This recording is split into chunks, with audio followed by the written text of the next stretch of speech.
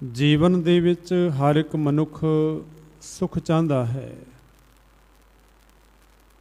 ਮਨੁੱਖ ਦੇ ਮਨ ਦੀ ਇਹ ਭਾਵਨਾ ਹੈ ਕਿ ਉਹ ਜੋ ਵੀ ਕਾਰਜ ਕਰੇ ਜੀਵਨ ਦੇ ਅੰਦਰ ਉਹਦੇ ਸਾਰੇ ਕਾਰਜ ਰਾਸ ਹੋ ਜਾਣ।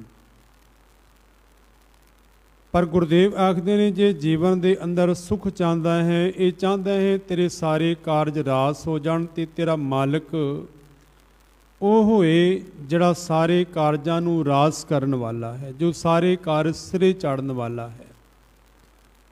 ਇਸ ਲਈ ਰੱਬੀ ਬਾਣੀ ਦਾ ਬਚਨ ਹੈ ਕਿ ਜਾਂ ਕਾ ਮੀਤ ਸਾਜਨ ਹੈ ਸਮੀਆਂ, ਤਿਸ ਜਨ ਕੋ ਕਹੋ ਕਾਂ ਕੀ ਕਮੀਆਂ। ਜਿਸ ਦਾ ਮਿੱਤਰ ਉਹ ਸਾਜਨ ਪਰਮਾਤਮਾ ਬਣ ਜਾਏ, ਵਾਹਿਗੁਰੂ ਬਣ ਜਾਏ, ਉਸ ਨੂੰ ਕਿਸੇ ਚੀਜ਼ ਦੀ ਕਮੀ ਨਹੀਂ ਆਉਂਦੀ। ਉਹਦੇ ਸਾਰੇ ਕਾਰਜ ਪਰਮਾਤਮਾ ਆਪੇ ਰਾਸ ਕਰ ਦਿੰਦਾ ਹੈ। ਗੁਰਦੇਵ ਪਾਤਸ਼ਾਹ ਆਖਦੇ ਨੇ ਕਿ ਤੇ ਉਹ ਮਾਲਕ ਵਾਹਿਗੁਰੂ ਤੇਰਾ ਮਿੱਤਰ ਬਣ ਜਾਏ, ਫਿਰ ਜਾਂ ਤੂੰ ਮੇਰੇ ਵੱਲ ਹੈ ਤਾਂ ਕਿਆ ਮੋਹ ਛੰਦਾ। ਜਿਸ ਦੇ ਵੱਲ ਉਹ ਹੋ ਜਾਏ, ਜਿਸ ਦਾ ਉਹ ਪੱਖ ਕਰੇ, ਜਿਹਦੀ ਉਹ ਸਹਾਇਤਾ ਕਰੇ, ਪਾਤਸ਼ਾਹ ਆਖਦੇ ਨੇ ਕਿ ਉਸ ਨੂੰ ਕੋਈ ਕਮੀ ਨਹੀਂ ਆਉਂਦੀ ਜੀਵਨ ਦੇ ਅੰਦਰ। ਇਸ ਲਈ ਮਹਾਰਾਜ ਆਖਦੇ ਨੇ ਕਿ ਤੇਰਾ ਮਿੱਤਰ ਜਿਹੜਾ ਹੈ ਨਾ ਉਹ ਪਰਮਾਤਮਾ ਵਾਹਿਗੁਰੂ ਬਣ ਜਾਏ। ਤੇ ਧੰਨ ਗੁਰੂ ਅਮਰਦਾਸ ਸੱਚੇ ਪਾਤਸ਼ਾਹ ਨੇ ਬੜੀ ਰਹਿਮਤ ਕੀਤੀ, ਆਖਣ ਲੱਗੇ ਕਿ ਹੇ ਮੰਨਾ ਉਸ ਵਾਹਿਗੁਰੂ ਨੂੰ ਰੋਜ਼ ਯਾਦ ਕਰਿਆ ਕਰ, ਉਸ ਮਾਲਕ ਨੂੰ ਸਦਾ ਤੂੰ ਸਿਮਰਿਆ ਕਰ। ਤੇ ਗੁਰਦੇਵ ਪਾਤਸ਼ਾਹ ਨੇ ਆਨੰਦ ਸਾਹਿਬ ਦੀ ਦੂਸਰੀ ਪੌੜੀ ਦੇ ਅੰਦਰ ਹੀ ਵਾਹਿਗੁਰੂ ਨੂੰ ਆਵਾਜ਼ ਮਾਰੀ, ਮਨ ਨੂੰ ਸੰਬੋਧਨ ਕਰਕੇ। ਬੜੇ ਪਿਆਰੇ ਬਚਨ ਨੇ ਗੁਰਦੇਵ ਧੰਨ ਗੁਰੂ ਅਮਰਦਾਸ ਸੱਚੇ ਪਾਤਸ਼ਾਹ ਦੇ। ਉਹ ਆਖਦੇ ਨੇ ਕਿ ਏ ਮਨ ਮੇਰਿਆ ਤੂੰ ਸਦਾ ਰਹੋ ਹਰ ਨਾਲੇ।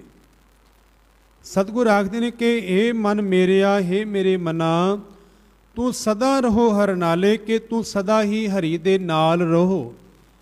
ਹਰੀ ਦੇ ਨਾਲ ਰਹਿਣ ਦਾ ਭਾਵ ਹੈ ਕਿ ਤੂੰ ਉਸ ਮਾਲਕ ਨੂੰ ਸਦਾ ਹੀ ਯਾਦ ਰੱਖ, ਉਸ ਪ੍ਰਭੂ ਨੂੰ ਸਦਾ ਤੂੰ ਚੇਤੇ ਰੱਖ। ਤੇ ਗੁਰਦੇਵ ਪਾਤਸ਼ਾਹ ਨੇ ਕੇਵਲ ਇੱਕ ਵਾਰ ਨਹੀਂ ਕਿਹਾ, 4 ਵਾਰ ਗੁਰਦੇਵ ਪਾਤਸ਼ਾਹ ਨੇ ਇਸ ਪੌੜੀ ਦੇ ਅੰਦਰ ਮਨ ਨੂੰ ਆਵਾਜ਼ ਮਾਰੀ ਹੈ ਕਿ ਇਹ ਮਨ ਮੇਰਿਆ ਤੂੰ ਸਦਾ ਰਹੋ ਹਰ ਨਾਲੇ। ਫਿਰ ਦੁਬਾਰਾ ਰਿਪੀਟ ਕਰਦੇ ਨੇ ਕਿ ਹਰ ਨਾਲ ਰਹੋ ਤੂੰ ਮਨ ਮੇਰੇ, ਦੁੱਖ ਸਭ ਵਿਸਾਰਨਾ। ਕਿ ਹੇ ਮਨਾ ਉਸ ਮਾਲਕ ਦੇ ਸਦਾ ਤੂੰ ਨਾਲ ਰਹਿ, ਜਿਹੜਾ ਮਾਲਕ ਸਾਰੇ ਦੁੱਖਾਂ ਨੂੰ ਵਿਸਾਰਨ ਵਾਲਾ ਹੈ, ਜਿਹੜਾ ਮਾਲਕ ਸਾਰੇ ਦੁੱਖਾਂ ਨੂੰ ਕੱਟਣ ਵਾਲਾ ਹੈ। ਜਦੋਂ ਗੁਰੂ ਨਾਨਕ ਸੱਚੇ ਪਾਤਸ਼ਾਹ ਨੂੰ ਪੁੱਛਦੇ ਹਨ ਤੇ ਗੁਰੂ ਨਾਨਕ ਸੱਚੇ ਪਾਤਸ਼ਾਹ ਨੇ ਸੰਸਾਰ ਦੇ ਵਿੱਚ 4 ਦੁੱਖਾਂ ਦੀ ਗੱਲ ਕੀਤੀ ਮਹਾਰਾਜ ਨੇ। ਗੁਰਦੇਵ ਆਖਦੇ ਨੇ ਕਿ ਪਹਿਲਾ ਦੁੱਖ ਵਿਛੋੜਾ, ਇੱਕ ਵਿਛੋੜੇ ਦਾ ਦੁੱਖ। ਜੋ ਜੀਵ ਸੰਸਾਰ ਦੇ ਵਿੱਚ ਪਰਮਾਤਮਾ ਤੋਂ ਵਿਛੜ ਕੇ ਸੰਸਾਰ ਦੇ ਵਿੱਚ ਆਇਆ ਹੈ ਤੇ ਸੰਸਾਰ ਦਾ ਮਨੋਰਥ ਕੀ ਹੈ ਰਹਿਣ ਦਾ, ਮਹਾਰਾਜ ਆਖਦੇ ਨੇ ਕਿ ਭਈ ਪ੍ਰਾਪਤ ਮਾਨੁਕ ਦੇ ਹੁਰੀਆ, ਗੋਬਿੰਦ ਮਿਲਣ ਕੀ ਇਹ ਤੇਰੀ ਭਰੀਆ। ਪਰਮਾਤਮਾ ਤੂੰ ਵਿਛੜਿਆ ਹੈ, ਇਸ ਲਈ ਗੁਰਦੇਵ ਆਖਦੇ ਨੇ ਕਿ ਦੁੱਖ ਵਿਛੋੜਾ, ਵਿਛੋੜੇ ਦਾ ਦੁੱਖ। ਦੁੱਖ ਵਿਛੋੜਾ, ਇੱਕ ਦੁੱਖ ਭੁੱਖ, ਇੱਕ ਤ੍ਰਿਸ਼ਨਾ ਦੀ ਭੁੱਖ ਜੋ ਕਦੇ ਮੁੱਕਦੀ ਨਹੀਂ। ਕੋਈ ਵਿਰਲੇ ਨੇ ਜਿਨ੍ਹਾਂ ਨੇ ਪਰਮਾਤਮਾ ਦੀ ਕਿਰਪਾ ਕੀਤੀ ਤੇ ਉਹ ਜੀਵ ਤ੍ਰਿਸ਼ਨਾ ਦੀ ਭੁੱਖ ਤੋਂ ਬਚ ਗਏ ਨੇ ਤੇ ਸਾਰਾ ਸੰਸਾਰ ਤ੍ਰਿਸ਼ਨਾ ਦੇ ਅਧੀਨ ਹੈ। ਮਹਾਰਾਜ ਆਖਦੇ ਨੇ ਕਿ ਦੁੱਖ ਵਿਛੋੜਾ, ਇੱਕ ਦੁੱਖ ਭੁੱਖ, ਇੱਕ ਦੁੱਖ ਸਖਤ ਵਾਰ ਜਮਦੂਤ। ਕਿ ਜਮਾਂ ਦਾ ਦੁੱਖ ਜੋ ਸਰੀਰ ਨੂੰ ਹੰਢਾਣਾ ਪੈਂਦਾ ਹੈ ਅਖੀਰ ਵੇਲੇ। ਇੱਕ ਦੁੱਖ ਰੋਗ ਲੱਗੈ ਤਨ ਧਾਏ, ਤੇ ਇੱਕ ਦੁੱਖ ਸਰੀਰ ਨੂੰ ਕੋਈ ਦੁੱਖ ਲੱਗ ਜਾਏ। ਬਾਬਾ ਨਾਨਕ ਆਖਦੇ ਨੇ ਇਹ 4 ਤਰ੍ਹਾਂ ਦੇ ਦੁੱਖ ਨੇ ਸੰਸਾਰ ਦੇ ਵਿੱਚ। ਪਰ ਗੁਰਦੇਵ ਪਾਤਸ਼ਾਹ ਨੇ ਆਖਿਆ ਜੇ ਉਸ ਮਾਲਕ ਨੂੰ ਤੂੰ ਸਦਾ ਯਾਦ ਰੱਖੇ ਨਾ, ਤੇ ਉਹ ਮਾਲਕ ਇਤਨੀ ਸਮਰੱਥਾ ਰੱਖਦਾ ਹੈ ਕਿ ਦੁੱਖ ਸਭ ਵਿਸਾਰਨਾ, ਤੇਰੇ ਸਾਰੇ ਦੁੱਖਾਂ ਨੂੰ ਕੱਟਣ ਦੀ ਤਾਕਤ ਰੱਖਦਾ ਹੈ। ਉਹ ਸਾਰੇ ਦੁੱਖਾਂ ਨੂੰ ਦੂਰ ਕਰ ਦਿੰਦਾ ਹੈ। ਇਸ ਲਈ ਗੁਰਦੇਵ ਧੰਨ ਗੁਰੂ ਅਮਰਦਾਸ ਸੱਚੇ ਪਾਤਸ਼ਾਹ ਆਖਦੇ ਨੇ ਕਿ ਇਹ ਮਨ ਮੇਰਿਆ ਤੂੰ ਸਦਾ ਰਹੋ ਹਰ ਨਾਲੇ। ਕਿ ਹੇ ਮਨਾ ਤੂੰ ਉਸ ਮਾਲਕ ਦੇ ਸਦਾ ਨਾਲ ਰਹੋ, ਵਾਹਿਗੁਰੂ ਨੂੰ ਸਦਾ ਯਾਦ ਕਰਿਆ ਕਰ। ਹਰ ਨਾਲ ਰਹੋ ਤੂੰ ਮਨ ਮੇਰੇ, ਦੁੱਖ ਸਭ ਵਿਸਾਰਨਾ। ਅਗਲੀ ਪੰਕਤੀ ਹੈ ਅੰਗੀਕਾਰ ਉਹ ਕਰੇ ਤੇਰਾ, ਕਾਰਜ ਸਭ ਸਵਾਰਨਾ। ਗੁਰਦੇਵ ਆਖਦੇ ਨੇ ਕਿ ਜੇ ਉਸ ਮਾਲਕ ਨੂੰ ਤੂੰ ਯਾਦ ਰੱਖੇਗਾ ਨਾ, ਤੇ ਮੇਰੇ ਮਾਲਕ ਦੀਆਂ ਇਹ ਵਡਿਆਈਆਂ ਨੇ ਕਿ ਅੰਗੀਕਾਰ ਉਹ ਕਰੇ ਤੇਰਾ, ਉਹ ਤੇਰਾ ਅੰਗੀਕਾਰ ਕਰੇਗਾ। ਅੰਗੀਕਾਰ ਤੋਂ ਭਾਵ ਹੈ ਤੇਰਾ ਪੱਖ ਰੱਖੇਗਾ, ਤੇਰੀ ਸਹਾਇਤਾ ਕਰੇਗਾ, ਤੇਰਾ ਮਦਦਗਾਰ ਬਣਿਆ ਰਹੇਗਾ ਉਹ ਮਾਲਕ। ਕਿ ਅੰਗੀਕਾਰ ਉਹ ਕਰੇ ਤੇਰਾ ਕਾਰਜ ਸਭ ਸਵਾਰਨਾ, ਤੇਰੇ ਦੁਨੀਆ ਵਿੱਚ ਵਿਚਰਦਿਆਂ ਹੋਇਆਂ ਸਾਰੇ ਕਾਰਜ ਸਵਾਰ ਦੇਗਾ। ਤੇ ਸਾਧ ਸੰਗਤ ਮੇਰੇ ਮਾਲਕ ਦੀਆਂ ਇਹ ਵਡਿਆਈਆਂ ਨੇ ਕਿ ਵਾਹਿਗੁਰੂ ਦੁਨਿਆਵੀ ਕਾਰਜ ਵੀ ਸਵਾਰਦਾ ਹੈ। ਜਦੋਂ ਸਿੱਖ ਜਗਿਆਸੂ ਮਾਲਕ ਦੇ ਚਰਨਾਂ ਦੇ ਅਰਦਾਸ ਕਰਦਾ ਹੈ, ਪਰਮਾਤਮਾ ਨੂੰ ਯਾਦ ਕਰਦਾ ਹੈ ਨਾ, ਉਹ ਵਾਹਿਗੁਰੂ ਦੁਨਿਆਵੀ ਕਾਰਜਾਂ ਨੂੰ ਵੀ ਸਵਾਰਦਾ ਹੈ। ਔਰ ਨਾਲ ਹੀ ਗੁਰਦੇਵ ਪਾਤਸ਼ਾਹ ਆਖਦੇ ਨੇ ਕਿ ਉਹ ਜ਼ਿੰਦਗੀ ਰੂਪੀ ਕਾਰਜ ਨੂੰ ਵੀ ਸਵਾਰ ਦਿੰਦਾ ਹੈ। ਜ਼ਿੰਦਗੀ ਰੂਪੀ ਕਾਰਜ ਤੋਂ ਭਾਵ ਹੈ ਕਿ ਸੰਸਾਰ ਦੇ ਵਿੱਚ ਅਸੀਂ ਕੀ ਕਰਨ ਆਏ ਹਾਂ। ਧੰਨ ਗੁਰੂ ਅਰਜਨ ਦੇਵ ਮਹਾਰਾਜ ਨੇ ਤਾਂ ਹੀ ਰਹਿਮਤ ਕੀਤੀ ਕਿ ਭਈ ਪ੍ਰਾਪਤ ਮਾਨੁਕ ਦੇ ਹੁਰੀਆ, ਗੋਬਿੰਦ ਮਿਲਣ ਕੀ ਇਹ ਤੇਰੀ ਬਰੀਆ। ਇਹ ਬਰੀਆ ਮਿਲੀ ਹੈ, ਇਹ ਸਮਾਂ ਮਿਲਿਆ ਹੈ ਕਿ ਮਨੁੱਖੀ ਜਨਮ ਦੇ ਅੰਦਰ ਆਪਣੇ ਜ਼ਿੰਦਗੀ ਰੂਪੀ ਕਾਰਜ ਨੂੰ ਸਵਾਰਨ ਦਾ। 84 ਲੱਖ ਜੂਨਾਂ ਤੋਂ ਬਾਅਦ ਇਹ ਮਨੁੱਖੀ ਜਨਮ ਮਿਲਿਆ ਹੀ ਤਾਂ ਹੈ ਕਿ ਆਪਣੇ ਜ਼ਿੰਦਗੀ ਰੂਪੀ ਕਾਰਜ ਨੂੰ ਤੂੰ ਸਵਾਰ ਸਕੇ। 16 ਸਾਹਿਬ ਦੀ ਬਾਣੀ ਅੰਦਰ ਗੁਰੂ ਪਾਤਸ਼ਾਹ ਧੰਨ ਗੁਰੂ ਅਰਜਨ ਦੇਵ ਮਹਾਰਾਜ ਦੇ ਬਚਨ ਨੇ। ਮਹਾਰਾਜ ਆਖਦੇ ਨੇ ਕਿ ਕਰੋ ਬੇਨੰਤੀ ਸੁਣੋ ਮੇਰੇ ਮੀਤਾ, ਸੰਤ ਟਹਿਲ ਕੀ ਬੇਲਾ ਈਹਾਂ ਖਾਟ ਚਲੋ ਹਰਲਾਹ ਆਗੇ, ਬਸਨ ਸੁਹੇਲਾ ਔਦ ਘਟੈ ਦਿਨ ਸਰੈਣ ਆਰੇ। ਆਖਦੇ ਨੇ ਕਿ ਔਦ ਉਮਰ ਘਟ ਰਹੀ ਹੈ, ਔਦ ਘਟੈ ਦਿਨ ਸਰੈਣ ਆਰੇ, ਰਾਤ ਦਿਨ ਕਰਕੇ ਮਨ ਗੁਰਮਿਲ ਕਾਜ ਸਵਾਰੇ। ਮਨਾ ਗੁਰੂ ਨੂੰ ਮਿਲ ਕੇ ਇਹ ਜ਼ਿੰਦਗੀ ਰੂਪੀ ਕਾਰਜ ਰਾਸ ਕਰ ਲੈ, ਆਪਣੇ ਜੀਵਨ ਨੂੰ ਸੋਹਣਾ ਬਣਾ ਲੈ, ਮਾਲਕ ਦੇ ਗੁਣਾਂ ਨੂੰ ਗਾ ਕੇ ਆਪਣੇ ਜ਼ਿੰਦਗੀ ਦਾ ਇਹ ਕਾਰਜ ਰਾਸ ਕਰ ਲੈ। ਗੁਰਦੇਵ ਪਾਤਸ਼ਾਹ ਨੇ ਗੁਰੂ ਗ੍ਰੰਥ ਸਾਹਿਬ ਮਹਾਰਾਜ ਦੀ ਪਾਵਨ ਬਾਣੀ ਦੇ ਅੰਦਰ ਬੜੇ ਰਹਿਮਤ ਭਰੇ ਬਚਨ ਕੀਤੇ ਨੇ ਭਗਤ ਨਾਮਦੇਵ ਜੀ ਦੇ। ਭਗਤ ਨਾਮਦੇਵ ਜੀ ਮਾਲਕ ਦੇ ਚਰਨਾਂ ਦੇ ਨਾਲ ਜੁੜੇ ਹੋਏ ਨੇ ਤੇ ਉਹ ਆਪ ਆਖਦੇ ਨੇ ਕਿ ਪਾੜ ਪੜੋਸਣ ਪੂਛ ਲੈ ਨਾਮਾ, ਕਾਪੇ ਛਾਨ ਛਵਾਈ ਹੋ। ਨਾਮਦੇਵ ਜੀ ਨੂੰ ਪੜੋਸ ਦੇ ਵਿੱਚ ਰਹਿਣ ਵਾਲੀ ਜੋ ਪੜੋਸਣ ਹੈ ਉਹ ਪੁੱਛਦੀ ਹੈ, ਨਾਮਦੇਵ ਇਹ ਕਿੱਥੋਂ ਤੂੰ ਆਪਣੀ ਛਾਨ ਬਣਾਈ ਹੈ। ਪੁਰਾਣੇ ਸਮੇਂ ਅੰਦਰ ਕੱਚੇ ਘਰ ਹੋਇਆ ਕਰਦੇ, ਛੱਪਰ ਪਾਇਆ ਜਾਂਦਾ ਸੀ। ਅੱਜ ਵੀ ਪਿੰਡਾਂ ਥਾਵਾਂ ਦੇ ਉੱਪਰ ਉਹ ਛੱਪਰ ਬਣੇ ਹੋਏ ਨੇ। ਤੇ ਪੜੋਸਣ ਨਾਮਦੇਵ ਜੀ ਕੋਲ ਪੁੱਛਦੀ ਹੈ, ਪਾੜ ਪੜੋਸਣ ਪੁੱਛ ਲੈ ਨਾਮਾ, ਕਾਪੇ ਛਾਨ ਛਵਾਈ ਹੋ। ਤੋਪੈ ਦੁਗਣੀ ਮਜ਼ਦੂਰੀ ਦੇਹੋ, ਮੋਕੋ ਬੇਟੀ ਦੇਹ ਬਤਾਈ ਹੋ। ਨਾਮਦੇਵ ਜੋ ਤੂੰ ਮਜ਼ਦੂਰੀ ਦਿੱਤੀ ਹੈ ਨਾ ਉਸ ਬਣਾਉਣ ਵਾਲੇ ਨੂੰ, ਮੈਂ ਦੁਗਣੀ ਮਜ਼ਦੂਰੀ ਦਿਆਂਗੀ। ਮੈਨੂੰ ਉਸ ਬੇਟੀ ਦਾ, ਉਸ ਬਣਾਉਣ ਵਾਲੇ ਤਰਖਾਣ ਦਾ ਪਤਾ ਦੇ।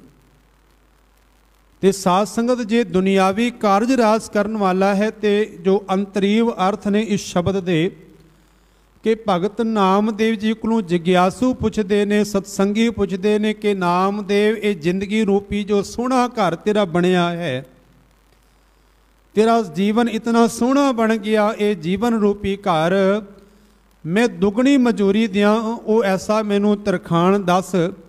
ਤੇ ਭਗਤ ਨਾਮਦੇਵ ਜੀ ਨੇ ਆਖਿਆ ਕਿ ਬੇਟੀ ਪ੍ਰੀਤ ਮਨਜ਼ੂਰੀ ਮੰਗੈ, ਜੇ ਕੋ ਛਾਨ ਛਵਾਵੇ ਹੋ।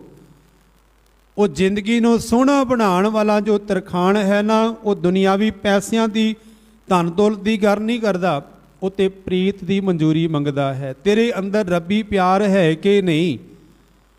ਗੁਰੂ ਕਲਗੀਧਰ ਪਾਤਸ਼ਾਹ ਮਹਾਰਾਜ ਨੇ ਇਹ ਤਾਂ ਹੀ ਬਚਨ ਕੀਤੇ ਸਨ ਕਿ ਜਿਨ ਪ੍ਰੇਮ ਕੀਓ ਤਿਨ ਹੀ ਪ੍ਰਭ ਪਾਇਓ। ਜਿਨ੍ਹਾਂ ਨੇ ਪ੍ਰੇਮ ਕੀਤਾ ਉਹਨਾਂ ਨੂੰ, ਪ੍ਰਭੂ ਨੂੰ ਉਹਨਾਂ ਨੇ ਪ੍ਰਾਪਤ ਕਰ ਲਿਆ। ਕਿ ਬੇਟੀ ਪ੍ਰੀਤ ਮਨਜ਼ੂਰੀ ਮੰਗੈ, ਜੇ ਕੋ ਛਾਨ ਛਵਾਵੇ ਹੋ। ਜੇ ਕੋਈ ਆਪਣੀ ਜ਼ਿੰਦਗੀ ਰੂਪੀ ਛਾਨ, ਆਪਣਾ ਜੀਵਨ ਸੋਹਣਾ ਬਣਾਉਣਾ ਚਾਹੇ ਤੇ ਪਰਮਾਤਮਾ ਫਿਰ ਪ੍ਰੀਤ ਦੀ ਮਨਜ਼ੂਰੀ ਮੰਗਦਾ ਹੈ। ਸਤਿਗੁਰੂ ਦੇ ਜੀਵਨ ਦੇ ਵਿੱਚੋਂ ਇੱਕ ਘਟਨਾ ਆਪ ਨਾਲ ਸਾਂਝੀ ਕਰਾਂ। ਭਾਈ ਲਹਿਣਾ ਜੀ ਅਜੇ ਗੁਰੂ ਨਹੀਂ ਸਨ ਬਣੇ, ਆਪਣੀ ਦੁਕਾਨ ਚਲਾਉਂਦੇ ਸਨ, ਹੱਟ ਚਲਾਉਂਦੇ ਸਨ। ਤੇ ਭਗਤ ਲਹਿਣਾ ਜੀ ਕੀ ਦੇਖਦੇ ਨੇ? ਇੱਕ ਮਨੁੱਖ ਰੋਜ਼ਾਨਾ ਉਹਨਾਂ ਦੀ ਦੁਕਾਨ ਦੇ ਉੱਪਰੋਂ ਆ ਕੇ ਕੁਝ ਰਾਸ਼ਨ ਲੈਂਦਾ ਹੈ, ਆਟਾ ਲੈਂਦਾ ਹੈ, ਦਾਲ ਆਦਿਕ ਲੈਂਦਾ ਹੈ, ਤੇ ਸ਼ਾਮ ਨੂੰ ਫਿਰ ਜਾ ਕੇ ਆਪਣੇ ਘਰ ਦੇ ਵਿੱਚ ਉਹਦੇ ਪ੍ਰਸ਼ਾਦਾ ਬਣਦਾ ਹੈ। ਤੇ ਦੁਕਾਨਦਾਰਾਂ ਦਾ ਸੁਭਾਅ ਬਣ ਜਾਂਦਾ, ਉਹਨਾਂ ਨੂੰ ਪਤਾ ਲੱਗ ਜਾਂਦਾ ਸਾਡੇ ਗ੍ਰਾਹਕ ਕਿਹੜੇ ਨੇ। 2-3 ਦਿਨ ਬਾਰਿਸ਼ ਹੋਈ, ਉਹ ਸ਼ਖਸੀਅਤ ਸਮਾਨ ਲੈਣ ਨਹੀਂ ਆਈ, ਤੇ ਲਹਿਣਾ ਜੀ ਇੰਤਜ਼ਾਰ ਕਰਦੇ ਰਹੇ ਭਈ ਅੱਜ ਆਇਆ ਨਹੀਂ। ਉਹਨਾਂ ਨੇ ਰਾਤ ਲੇਟ ਜਿਹੜੀ ਹੈ ਆਪਣੀ ਦੁਕਾਨ ਬੰਦ ਕੀਤੀ। 2-3 ਦਿਨ ਇਸ ਤਰ੍ਹਾਂ ਗੁਜ਼ਰ ਗਏ। ਫਿਰ ਜਦੋਂ ਚੌਥੇ ਦਿਨ ਉਹ ਮਨੁੱਖ ਆਇਆ, ਉਹ ਸ਼ਖਸੀਅਤ ਆਈ, ਉਸਨੇ ਆ ਕੇ ਲਹਿਣਾ ਜੀ ਨੂੰ ਕਿਹਾ ਭਈ ਇਹ ਪੈਸੇ ਲਿਓ ਤੇ ਮੈਨੂੰ ਰਾਸ਼ਨ ਆਟਾ ਆਦਿਕ ਜੋ ਦਾਲ ਹੈ, ਜੋ ਚੀਨੀ ਹੈ, ਮੈਨੂੰ ਦੇ ਦਿਓ। ਤੇ ਲਹਿਣਾ ਜੀ ਸਮਝ ਗਏ ਇਹ ਰੋਜ਼ ਦਾ ਕਿਰਤੀ ਹੈ, ਇਹ ਕਿਰਤ ਕਮਾ ਕੇ ਤਾਂ ਜਾ ਕੇ ਰਾਸ਼ਨ ਆਦਿਕ ਲੈਂਦਾ ਹੈ, ਆਪਣੇ ਘਰ ਦਾ ਰੁਜ਼ਗਾਰ ਜੀਵਨ ਦਾ ਨਿਰਵਾਹ ਕਰਦਾ ਹੈ।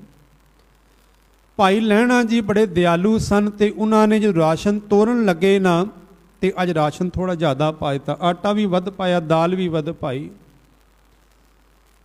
ਉਹ ਜੋ ਲੈ ਕੇ ਤੁਰਨ ਲੱਗਾ ਤੇ ਆਖਣ ਲੱਗਾ ਲਹਿਣਾ ਜੀ ਜੋ ਤੁਸੀਂ ਸਮਾਨ ਦਿੱਤਾ ਹੈ ਨਾ, ਇਹ ਵੱਧ ਦਿੱਤਾ ਹੈ, ਹੋ ਸਕਦਾ ਗਲਤੀ ਨਾਲ ਦੇ ਦਿੱਤਾ ਹੋਏ। ਤੇ ਲਹਿਣਾ ਜੀ ਨੇ ਕਿਹਾ ਮੈਂ ਗਲਤੀ ਨਾਲ ਨਹੀਂ ਦਿੱਤਾ, ਮੈਂ ਜਾਣ ਕੇ ਦਿੱਤਾ ਹੈ। ਤੁਸੀਂ 2-3 ਦਿਨ ਤੋਂ ਕੁਝ ਲੈਣ ਨਹੀਂ ਆਏ, ਬਾਰਿਸ਼ ਲੱਗੇ ਹੋਏ ਸੀ, ਸਾਵਣ ਦਾ ਮਹੀਨਾ ਹੈ, ਤੁਹਾਨੂੰ ਕੋਈ ਕੰਮ ਨਹੀਂ ਮਿਲਿਆ ਹੋਣਾ, ਘਰ ਦੇ ਵਿੱਚ ਸਮਾਨ ਨਹੀਂ ਹੋਏਗਾ, ਇਸ ਲਈ ਮੈਂ ਵੱਧ ਪਾ ਦਿੱਤਾ ਹੈ। ਉਹ ਸ਼ਖਸੀਅਤ ਕੋਈ ਹੋਰ ਨਹੀਂ, ਉਹ ਭਾਈ ਸਿੰਘਾਂ ਜੀ ਨੇ। ਆਖਣ ਲੱਗੇ ਨਹੀਂ, ਮੇਰੇ ਗੁਰੂ ਨੇ ਇਹ ਕਿਹਾ ਹੈ ਕਿ ਨਾ ਕਿਸੇ ਦਾ ਖਾਣਾ ਹੈ ਹੱਕ, ਔਰ ਨਾ ਕਿਸੇ ਨੂੰ ਹੱਕ ਆਪਣਾ ਦੇਣਾ ਹੈ, ਇਸ ਲਈ ਜੋ ਤੁਹਾਡਾ ਹੱਕ ਬਣਦਾ ਹੈ ਉਸ ਲੈ ਲਿਓ। ਉਹ ਰਾਸ਼ਨ ਜੋ ਫालतू ਸੀ ਵਾਪਸ ਦਿੱਤਾ ਔਰ ਆਪਣੇ ਘਰ ਚਲੇ ਗਏ। ਬੜੇ ਪ੍ਰਭਾਵਿਤ ਹੋਏ ਲਹਿਣਾ ਜੀ। ਉਹਨਾਂ ਨੇ ਆਪਣੀ ਦੁਕਾਨ ਉਸੇ ਵੇਲੇ ਬੰਦ ਕੀਤੀ, ਪਿੱਛੇ ਪਿੱਛੇ ਤੁਰ ਪਏ, ਉਸ ਭਾਈ ਸਿੰਘਾਂ ਜੀ ਦੇ ਘਰ ਪਹੁੰਚੇ। ਸਿੰਘਾਂ ਜੀ ਗਏ ਆਪਣੇ ਘਰ ਵੱਲ ਜਾ ਕੇ ਆਟਾ ਆਦਿਕ ਦਿੱਤਾ, ਉਹਨੇ ਪ੍ਰਸ਼ਾਦੇ ਬਣਾਏ। ਆਟਾ ਇਤਨਾ ਹੀ ਸੀ ਕਿ 3 ਪ੍ਰਸ਼ਾਦੇ ਬਣੇ। ਹੁਣ ਸਿੰਘਾਂ ਜੀ ਕਹਿਣ ਲੱਗੇ ਕਿ 3 ਪ੍ਰਸ਼ਾਦੇ ਬਣੇ ਨੇ, ਤੁਸੀਂ ਘਰ ਦੇ 'ਚ ਰਹਿੰਦੇ ਹੋ, ਤੁਹਾਡੀ ਗੋਦ ਦੇ 'ਚ ਬੱਚੀ ਵੀ ਹੈ, 2 ਪ੍ਰਸ਼ਾਦੇ ਤੁਸੀਂ ਲਿਓ, 1 ਪ੍ਰਸ਼ਾਦਾ ਮੈਂ ਛਕ ਲਿਆਂਗਾ। ਪਰ ਘਰ ਵਾਲੀ ਵੀ ਸਿਆਣੀ ਹੈ, ਉਹ ਆਖਣ ਲੱਗੇ ਨਹੀਂ ਮੈਂ ਤੇ ਘਰ ਦੇ 'ਚ ਰਹਿੰਦੀ ਹਾਂ, ਤੁਸੀਂ ਜਾਂਦੇ ਹੋ ਬਾਹਰ ਮਿਹਨਤ ਕਰਕੇ ਆਉਂਦੇ ਹੋ, ਤੁਹਾਨੂੰ 2 ਪ੍ਰਸ਼ਾਦਿਆਂ ਦੀ ਲੋੜ ਹੈ, 1 ਪ੍ਰਸ਼ਾਦਾ ਮੈਂ ਲੈ ਲਿਆਂਗੀ। ਇਹ ਬਾਹਰ ਤੋਂ ਦਰਵਾਜ਼ੇ ਤੋਂ ਭਾਈ ਲਹਿਣਾ ਜੀ ਦੇਖ ਰਹੇ ਨੇ, ਘਰ ਦੇ ਅੰਦਰ ਜੋ ਗੱਲ ਹੋ ਰਹੀ ਹੈ ਉਹ ਦਰਵਾਜ਼ੇ ਦੇ ਬਾਹਰ ਖੜੇ ਹੋਏ ਕੋਨੇ ਤੇ ਬੈਠੇ ਉਹ ਦੇਖ ਰਹੇ ਨੇ ਸਾਰੀ ਇਹ ਜੋ ਘਟਨਾ ਵਾਪਰ ਰਹੀ ਹੈ। ਉਸੇ ਸਮੇਂ ਅੰਦਰ ਇੱਕ ਮੰਗਣ ਵਾਲਾ ਆ ਗਿਆ, ਉਹਨੇ ਆਵਾਜ਼ ਦਿੱਤੀ ਕਿ ਗੁਰੂ ਨਾਨਕ ਸੱਚੇ ਪਾਤਸ਼ਾਹ ਦਾ ਘਰ ਹੈ, ਮੈਂ ਆਸ ਕਰਕੇ ਆਇਆ, ਕਈ ਦਿਨਾਂ ਤੋਂ ਕੁਝ ਖਾਧਾ ਨਹੀਂ, ਜੇ ਇੱਥੋਂ ਕੁਝ ਮਿਲ ਜਾਏ। ਸਿੰਘਾਂ ਜੀ ਮੁਸਕਰਾ ਪਏ, ਆਖਣ ਲੱਗੇ ਝਗੜਾ ਹੀ ਖਤਮ ਹੋ ਗਿਆ, ਗੁਰੂ ਨਾਨਕ ਦਾ ਵਾਸਤਾ ਪਾ ਕੇ ਕੋਈ ਆਇਆ, ਪਹਿਲੇ ਇਸ ਆਏ ਹੋਏ ਦੀ ਸੇਵਾ ਕਰੀਏ। ਉਹਨਾਂ ਨੇ 1 ਪ੍ਰਸ਼ਾਦਾ ਉਸ ਆਏ ਹੋਏ ਜੋ ਮੰਗਤਾ ਸੀ ਉਸ ਤੇ ਬਰਤਨ ਦੇ ਵਿੱਚ ਉਹਨੂੰ ਰੱਖਿਆ, ਉਹਨੇ ਪ੍ਰਸ਼ਾਦਾ 1 ਛਕਿਆ, ਭੁੱਖ ਲੱਗੀ ਹੋਈ ਸੀ, 1 ਪ੍ਰਸ਼ਾਦਾ ਹੋਰ ਮੰਗ ਲਿਆ। ਹੁਣ ਯਾਦ ਰੱਖਣਾ 3 ਪ੍ਰਸ਼ਾਦੇ ਨੇ, 2 ਪ੍ਰਸ਼ਾਦੇ ਜੋ ਮਨੁੱਖ ਆਇਆ ਸੀ ਮੰਗਣ ਵਾਲਾ ਉਸ ਨੂੰ ਦੇ ਦਿੱਤੇ। ਹੁਣ ਉਹ ਵੀ ਸਮਝ ਗਿਆ ਕਿ ਇਸ ਘਰ ਦੇ 3 ਹੀ ਪ੍ਰਸ਼ਾਦੇ ਬਣੇ ਹੋਏ ਹੋਣਗੇ, ਇਸ ਲਈ 2 ਤੋਂ ਬਾਅਦ ਉਸਨੇ ਵੀ ਹੱਥ ਜੋੜਤੇ, ਭਾਈ ਮੈਂ ਨਹੀਂ ਖਾਵਾਂਗਾ। ਸਾਧ ਸੰਗਤ, ਭੁੱਖ ਦੀ ਕਦਰ ਉਹ ਜਾਣਦਾ ਹੈ ਜਿਸ ਨੇ ਭੁੱਖ ਹੰਢਾਈ ਹੋਏ। ਜਿਸ ਨੇ ਕਦੇ ਭੁੱਖ ਨਾ ਹੰਢਾਈ ਹੋਏ, ਅਸੀਂ ਘਰਾਂ ਦੇ ਵਿੱਚ ਦੇਖਦੇ ਹਾਂ ਕਈ ਵਾਰ ਪ੍ਰਸ਼ਾਦਾ ਬਚ ਜਾਂਦਾ ਹੈ, ਸਬਜ਼ੀਆਂ ਬਚ ਜਾਂਦੀਆਂ ਨੇ, ਅਸੀਂ ਡਸਟਬਿਨ ਦੇ ਵਿੱਚ ਪਾ ਦਿੰਦੇ ਹਾਂ। ਪਰ ਜਿਸ ਨੇ ਭੁੱਖ ਦੀ ਕਦਰ ਨੂੰ ਜਾਣਿਆ ਹੋਏ ਨਾ, ਉਹ ਜਾਣਦਾ ਹੈ ਕਿ ਭੁੱਖ ਕੀ ਚੀਜ਼ ਹੈ। ਉਹ ਮੰਗਣ ਵਾਲਾ ਚਲਾ ਗਿਆ। ਹੁਣ 1 ਪ੍ਰਸ਼ਾਦਾ ਹੈ। ਭਾਈ ਸਿੰਘਾਂ ਜੀ ਕਹਿਣ ਲੱਗੇ ਪ੍ਰਸ਼ਾਦਾ ਤੁਸੀਂ ਛਕੋ, ਤੇ ਘਰ ਵਾਲੀ ਕਹਿਣ ਲੱਗੇ ਨਹੀਂ ਤੁਸੀਂ ਛਕੋ। ਉਸ ਪ੍ਰਸ਼ਾਦੇ 2 ਟੁਕੜੇ ਕੀਤੇ, ਅੱਧਾ ਪ੍ਰਸ਼ਾਦਾ ਜਦੋਂ ਖਾਣ ਲੱਗੇ, ਪ੍ਰਸ਼ਾਦਾ ਖਾ ਕੇ ਹਟੇ ਸਨ। ਭਾਈ ਲਹਿਣਾ ਜੀ ਦਰਵਾਜ਼ੇ ਦੇ ਵਿੱਚ ਸਨ, ਅੰਦਰ ਆ ਕੇ ਆਖਣ ਲੱਗੇ ਭਾਈ ਸਿੰਘਾਂ ਜੀ मैं चाहता हाँ कि जो जीवन तुहाडा बनिया होया है वो जीवन मेरा भी बन जाए। तुहाडे घर दे इस जीवन नूं देख के मैं बड़ा प्रभावित होया। जो जीवन तुहाडा बनिया होया है ना, मैं चाहता हाँ लैणे दा भी जीवन वो बन जाए। ते उस वेले भाई सिंह जी कह लगे, जे जीवन चाहते हो तो गुरु नानक सच्चे पातशाह की शरण चले जाओ, क्योंकि गुरु ही वो है जो जीवन नूं सोहना बनाने वाला है। गुरु अंगद देव महाराज दे तां ही बचन ने कि बलिहारी गुर अपने द्योहाड़ी सदवार, जिन मानस ते देवते कीए करत ना लागी वार। जिहड़ा मनुख तू देवतियां वर्गा जीवन बना दिंदा है वो गुरु है, उस तो बलिहार जाना चाहिए।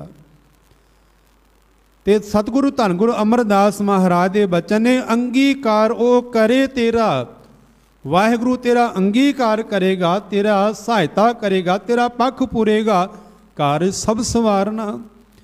वो दुनियावी कारजां नूं भी सवारण वाला है, वो जिंदगी का कारज भी सवारण वाला है। फिर महाराज आखते ने कि सबना गल्लां समरथ स्वामी, सो क्यों मनो विसारे। जिहड़ा मालिक सबना गल्लां दे समरथ है, जो सारी कायनात नूं दे रहा है, सारियां दी संभाल कर रहा है, सो क्यों मनो विसारे कि हे मना उस मालिक नूं तू क्यों विसारदा है, उस वाहिगुरू नूं क्यों भुलांदा है। क्योंकि मनुखी सुभाव है दात प्यारी, विसरिया दातारा। दात सानू चंगी लगती है, पदार्थ चंगे लगते ने, दुनियावी सुख चंगे लगते ने, पर देण वाला दाता भुल जाता है। गुरुदेव आखदे ने कि सबना गला समरथ स्वामी, सो क्यों मनो विसारे। चौथी बार फिर गुरुदेव पातशाह आखदे ने कि कह नानक मन प्यारे, हे मेरे मन प्यारिया सदा सच संभाले। वो सदा उस मालिक नूं याद रख, उस वाहिगुरू नूं सदा ही चेते रख।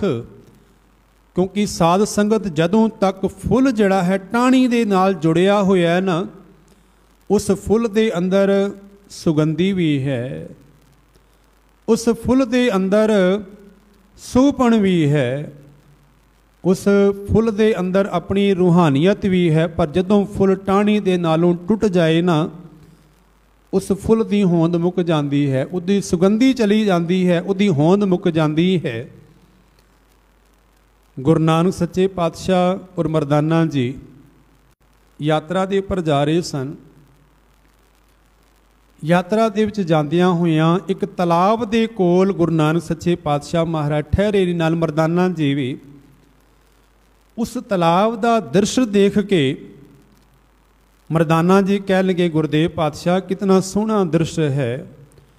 इस तालाब दे विच अंदर जीव जंतु ने, मच्छियां आदिक ने जो जल के अंदर रहने वाले, चारों पासे हरियावल भी है, कवल फुल खिड़े हुए ने। तो इवें मन करता है कुछ पल इत्थे रह जाइए, टिक जाइए। कुछ समा उत्थे रुके, फिर महाराज अगे तुर पे। महाराज यात्रा करके वापस आ रहे सन ते मरदाना जी ने बेनती की, गुरुदेव पातशाह मेरा मन है जिस तालाब दे कोलों असी लंघ के गए सन, आंदियां वारी भी उत्थे कुछ पल रह आ जाए, टिके आ जाए। महाराज कहन के मरदानिया भली गल है।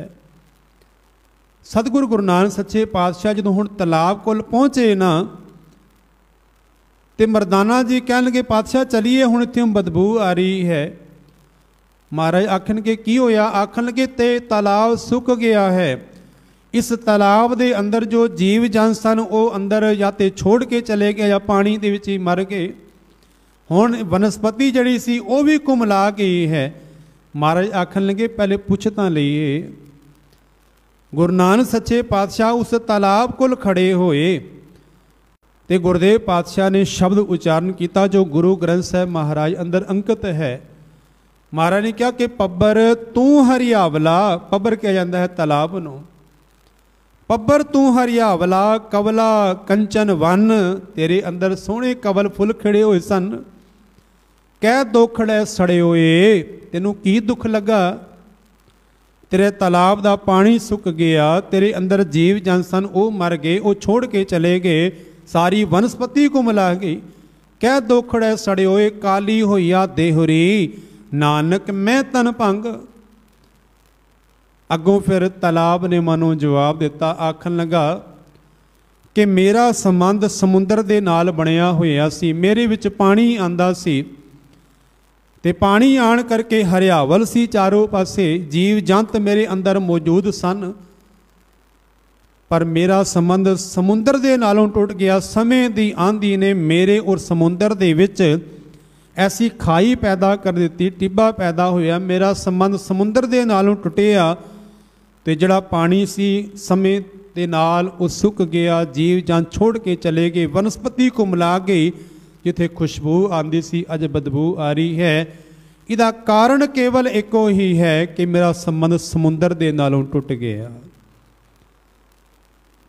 महाराज आखन लगे, मरदानिया जिन्हां तलाबां दा संबंध समुंदर दे नालों टुट जाए उन्हां दी हालत ये होंदी है, ते जिस जीव दा संबंध गुरु दे नालों परमात्मा दे नालों टुट जाए उहदी हालत भी तालाब वर्गी हो जाती है कि सारियां अनायतां, सारियां बख्शिशां, सारियां रहमतां मिल रही ने, पर जे समुंदर रूपी परमात्मा दे नालों टुट गया तो वह फिर सुक जाता है, कुमला जाता है, ना फिर रब्बी रहमत उहदे जीवन दे च वरतदी है। कि जाना पानी ना लहां जे सेती मेरा संग, वो आखदा कि मैं जानदा हाँ कि मेरे टुटण दा कारण की है, कि मेरा संबंध समुंदर दे नालों टुट गया। कुदरत ने या कुदरत जड़ी है वो सिक्खी दे उपर बड़ी प्रसन्न है। कुदरत चाहती है कि उहदा जन्म जड़ा है वो सिक्खी दे विच या सिख दे घर दे विच होए। उहदा कारण ये है क्योंकि सिख फिर अमृत वेले उठ के ये बचन पढ़दा है कि पवन गुरु पानी पिता माता धरत महत। सिख दे घर दे विच ये पढ़िया ही नहीं जाता, उन्होंने मनिया भी जाता है कि पवन गुरु, जो पवन नूं गुरु मन लिया तो इस ऑक्सीजन नूं, इस पवन नूं गंदला नहीं करेगा। जो पानी नूं पिता मन लिया तो इस पानी नूं स्वच्छ रखण दा ध्यान रखेगा। माता धरत महत, ते धरती नूं माता करके मनदा है। क्योंकि गुरु नानक सच्चे पातशाह दे घर ने इस सिख नूं सिੱਖੀ दिती है कि खाण नूं थोड़े ना, सिख जिहड़ा होए वो मेहनती होए, वो मंग के खाण वाला नहीं है, वो मेहनत करके खाए ते अपने परिवार का ध्यान रखे। महाराज आखणगे कि खाण नूं थोड़े ना, वापस आया कोई मुड़े ना, जे कोई आस करके आए उहदी झोली दे विच समर्था मुताबिक पाया जाए, पैसा जुड़े ना। हुण ते पैसा जुड़न तो भाव ये नहीं कि उहदे कोल पैसा ना होए, सामने कोई भुखा मर रहा होए ते मनुख केवल पैसा ही इकट्ठा करी जाए, मैं बैंक बैलेंस बनाई जावां। जे किसी नूं एजुकेशन की लोड़ है उहदी पढ़ाई करा दे, जे किसी नूं मैडिसिन की लोड़ है उहदा इलाज करवा दे, पैसा जुड़े ना। ते कुदरत भी चाहती है कि मेरा घर सिख दे घर होए, सिੱਖੀ दे घर होए। क्योंकि सिੱਖੀ ਦੀ ਅਸੀਂ ਗੱਲ पढ़ते हाँ गुरु नानक सच्चे पातशाह के घर दे विच भावें बंद बंद कटाना पे, अपना आप कुर्बान करना पे, पर सिੱਖੀ त्यागी नहीं। मैं एक घटना अपना साझी करके समाप्ति करा। गुरु नानक सच्चे पातशाह के घर धन गुरु अर्जुन देव महाराज के घरों वरसाया होया एक सेवक जिन्होंने सिੱਖੀ की दात प्राप्त हुई, तो घर वाले ने कहा जे सिੱਖੀ रखनी है ना तो घर छोड़ना पेगा। आखन लगा चंगी गल है, घर वालिया ने घर तो बाहर कढ़ दिता। रिश्तेदार भी आखन लगे भाई साडे घर दे कोई सिख ने, तू किधरों सिख बन गया, सिੱਖੀ धारण कर ली। उन्होंने रिश्ता तोड़ लिया। इतों तक कि पिंड वालिया ने भी आख्या भाई तेरे नाल साडा कोई संबंध नहीं। जंगल दे जाके रहन लग पिया, लकड़ियां इकट्ठियां करता है, वेच के अपने जीवन का निर्वाह करता है। कुछ दिनों बाद जंगल दे एक झोपड़ी बना लई।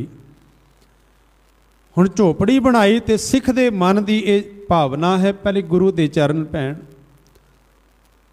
ਸਾਡੇ ਵੀ ਘਰ ਦੇ ਜਦੋਂ ਮਾਲਕ ਕੋਈ ਦਾਤ ਦੇ ਨਾ, ਕੋਈ ਘਰ ਦੀ ਦਾਤ ਦੇ, ਦੁਨੀਆਵੀ ਅਸੀਂ ਅਰਦਾਸ ਕਰਦੇ ਹਾਂ, ਸ਼ੁਕਰਾਨਾ ਕਰਦੇ ਹਾਂ ਰੱਬ ਦਾ। ਉਹ ਭਾਈ ਹੇਮਾ ਜੀ ਵੀ, ਭਾਈ ਹੇਮੇ ਨੇ ਸੋਚਿਆ ਭਈ ਭਾਵੇਂ ਮੇਰੀ ਝੁੱਗੀ ਹੈ ਪਰ ਗੁਰੂ ਦੇ ਚਰਨ ਪੈ ਜਾਣ ਤੇ ਗੁਰੂ ਅੰਤਰਜਾਮੀ ਹੈ। ਸਤਿਗੁਰੂ ਗੁਰੂ ਅਰਜਨ ਦੇਵ ਮਹਾਰਾਜ ਕੁਝ ਸਿੱਖਾਂ ਦੇ ਨਾਲ ਉਸ ਪਿੰਡ ਵਿੱਚ ਆਏ, ਆ ਕੇ ਬਾਹਰ ਆ ਕੇ ਬੈਠ ਗਏ।